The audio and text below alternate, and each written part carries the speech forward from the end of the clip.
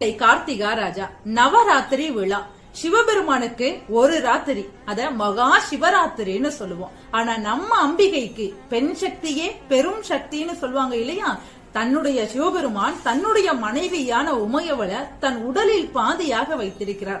அப்பேற்பட்ட சக்திய துர்க்கையா நினைச்சு, மகாலட்சுமியா நினைச்சு, சரஸ்வதியா நினைச்சு 9 நாட்கள் அவளுக்காக விரதம் இருந்து கொலு வைத்து சுமங்கலி பெண்களை வீட்டுக்கு அழைச்சி மஞ்சள் குங்குமம் கொடுத்து ஆசீர்வாதம் வாங்கக்கூடிய ஒரு மகத்தான திருவிழா தான் நவராத்திரி விழான்னு சொல்றோம். இத தசரானோ துர்காம்பிகை விழா அப்படின்னு நம்ம கொண்டாடிக்கிட்டு இருக்கோம்னு சொன்னா, அப்பேற்பட்ட நவராத்திரி விழா அப்படிங்கிறது தென் தமிழகத்துல ரொம்ப கோலாகலமா கொண்டாடப்படுது.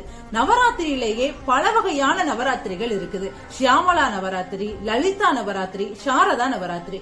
இந்த புரட்டாசி மாசத்துல பிரதமை திதி, அதாவது அமாவாசைக்கு அடுத்து வரக்கூடிய பிரதமை திதியில இருந்து நவமி வரைக்கும் கொண்டாடக்கூடிய நவராத்திரி தான் நம்மளுடைய சாரதா நவராத்திரி.